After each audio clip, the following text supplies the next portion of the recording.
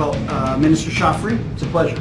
It's great to see you. It's great to spend time with you as you represent your great country and a long friendship between the United States and Indonesia. It's an honor. Oke, kabar pertama hari ini terkait update dari Menhan kita nih bos. Menhan Shafri mengenai pertemuannya dengan Menteri Pertahanan Amerika yang udah diubah sebutannya oleh Paman Donald menjadi Menteri Perang, yaitu Mr. Pete Hegseth.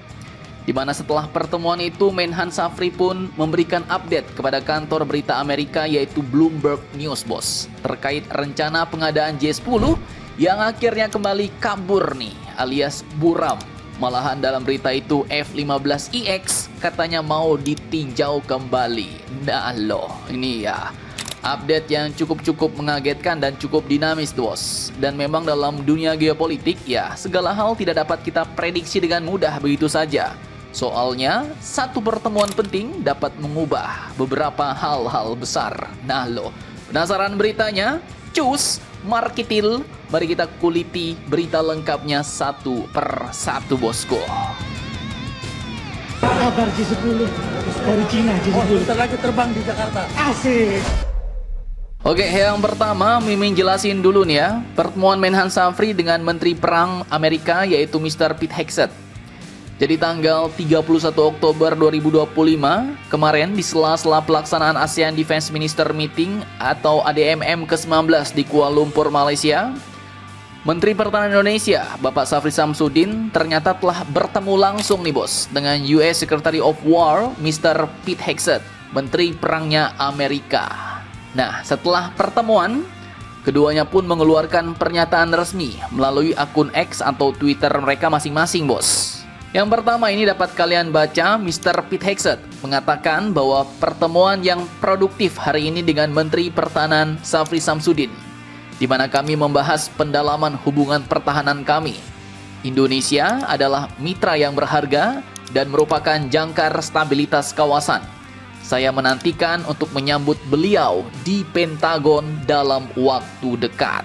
Nah loh, ini pesan yang jelas bos. Artinya ya, negara kita Indonesia dianggap mitra penting oleh Amerika. Kemudian Amerika ingin memperdalam kerjasama pertahanan dengan kita. Dan undangan resmi ke Pentagon pun sudah disampaikan.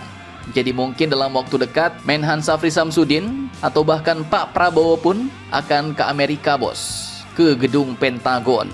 Nah, kemudian lanjut pernyataan Menhan kita Bapak Shafri Shamsuddin. Beliau katakan, saya bertemu dengan the US Secretary of War, Mr. Pete Hegseth, di sela-sela pelaksanaan ADMM 19 di Kuala Lumpur, 31 Oktober 2025 kemarin. Dalam pertemuan yang berlangsung hangat itu, kami membahas komitmen bersama untuk memperkuat kerjasama pertahanan, termasuk dukungan Amerika terhadap langkah Indonesia dalam misi kemanusiaan. Bapak Shafri juga menyebut bahwa ia membawa pesan langsung dari Presiden Prabowo yang menegaskan pentingnya kemitraan strategis, saling menghormati, semangat perdamaian dunia, dan yang tak kalah penting ia menyebut fokus kerjasama Indonesia-Amerika meliputi latihan militer bersama Super Garuda Shield, penguatan kapasitas SDM pertahanan, keamanan laut dan regional sampai dengan kolaborasi misi kemanusiaan. Nah, dalam pernyataan kedua menteri ini, tidak ada satu kata pun soal pembelian alutsista dari Tiongkok. Tidak ada satu kata pun soal J-10 ataupun F-15EX. Yang ditonjolkan hanyalah kedekatan dan kolaborasi dengan Amerika. Tapi, jangan salah bos. Setelah pertemuan, dalam wawancaranya dengan Bloomberg, Menhan Shafri pun memberi update soal pengadaan jet tempur Tiongkok, yaitu J-10. Bahkan dalam berita disebutkan juga soal F-15EX. Nah, ini admin kutip dari Bloomberg News ya bos. Dan diwartakan juga nih oleh Republika.com. Jadi masih di hari yang sama setelah pertemuan dengan pihak Amerika, Shafri Shamsuddin pun diwawancarai oleh Bloomberg News, sebuah kantor berita asal New York City, Amerika bos. Saat ditanya soal rencana pembelian jet tempur J-10 dari Tiongkok, ia pun menjawab, "Not finished, we are window shopping." Artinya, belum selesai bos, kami masih lihat-lihat dulu nih. Kemudian Menhan Shafri pun menegaskan lagi, sebagai negara bebas dan aktif, kami bisa melihat kemana saja, mana yang efisien, tidak mahal, dan tanpa persyaratan. Kami masih mempertimbangkan.